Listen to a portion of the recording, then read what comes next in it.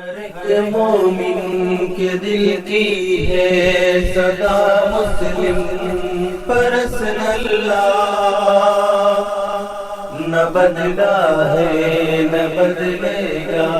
میرا مسلم پرسن اللہ۔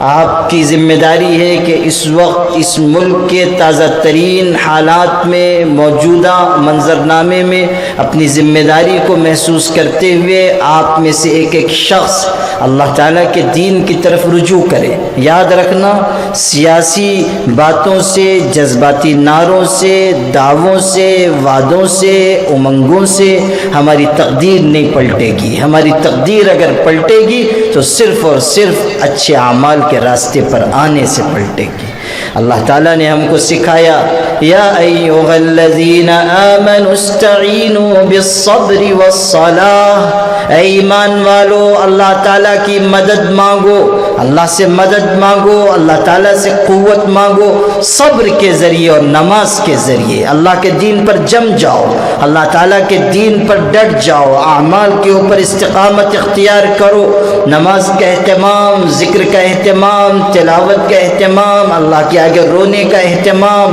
غریبوں کی خدمت کا اہتمام، جتنے فرائض ہیں، جتنی سنتیں ہیں، جتنے مستحبات ہیں، ان سب کو اپنی زندگی میں لاؤ،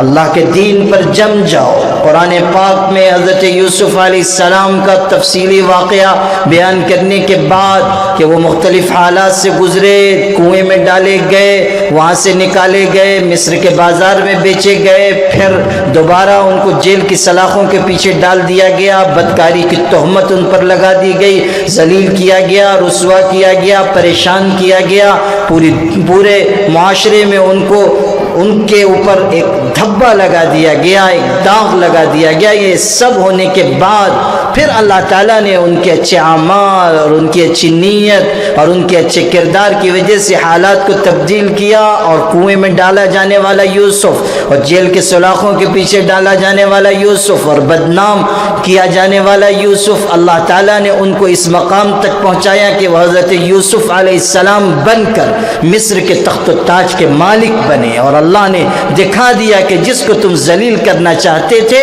آج وہ عزت داروں کا بھی امام ہے، اور کل تک جس شخص کو تم ہلاک کرنا چاہتے تھے آج وہی ہلاکت کے قریب پہنچنے والوں کو غلہ اور اناج تقسیم کر کے ان کی جان بچا رہا ہے۔ اس پورے واقعے کو سورہ یوسف میں بیان کرنے کے بعد حضرت یوسف کی زبان سے ایک جملہ کہلوایا گیا، اور کتنا خوبصورت ہے وہ جملہ اور کتنا بڑا درس ہے اس جملے میں۔ فرمایا گیا، إِنَّهُ مَن يَتَّقِ وَيَصْبِرْ فَإِنَّ اللَّهَ لَا يُضِيعُ أَجْرَ الْمُحْسِنِينَ۔ یاد رکھنا، اس پورے واقعے کا خلاصہ یہ ہے کہ جو اللہ تعالیٰ سے ڈر کر زندگی گزارے گا، جو تقوی والی زندگی گزارے گا، جو حرام کاموں سے اپنے آپ کو بچائے گا، جو غلط راستوں سے اپنے آپ کی حفاظت کرے گا، جو اپنی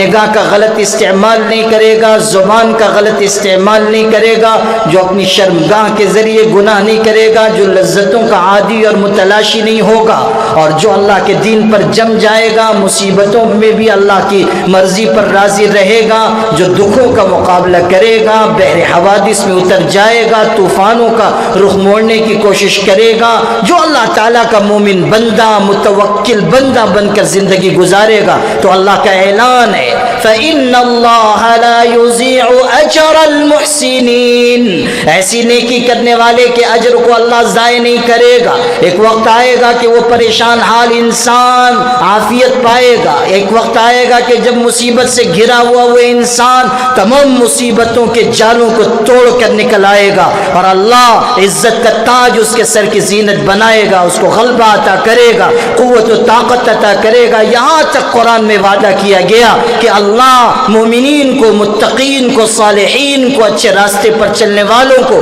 باکردار لوگوں کو، باعظمت انسانوں کو، اللہ سے ڈرنے والوں کو زمین کی خلافت عطا کرے گا، زمین میں غلبہ دے گا، اقتدار عطا کرے گا، ان کو غالب کرے گا، ان کے دشمنوں کو مغلوب کرے گا، ان کا راستہ روکنے والوں کو اللہ تباہ و برباد کر دے گا۔ زلزلے آئیں گے، آندھیاں آئیں گی، طوفان اٹھیں گے، اور آسمان سے اور زمین سے اللہ ایسے عذاب بھیجے گا کہ ایمان والوں کا راستہ روکنے والوں کو اللہ تعالیٰ تباہ و برباد کر دے گا اور عذاب ان پر برسے گا اور عذاب کا کوڑا ان پر آئے گا، ختم کر دیے جائیں گے۔ ہر ایک مومن کے دل کی ہے صدا مسلم پرسن اللہ،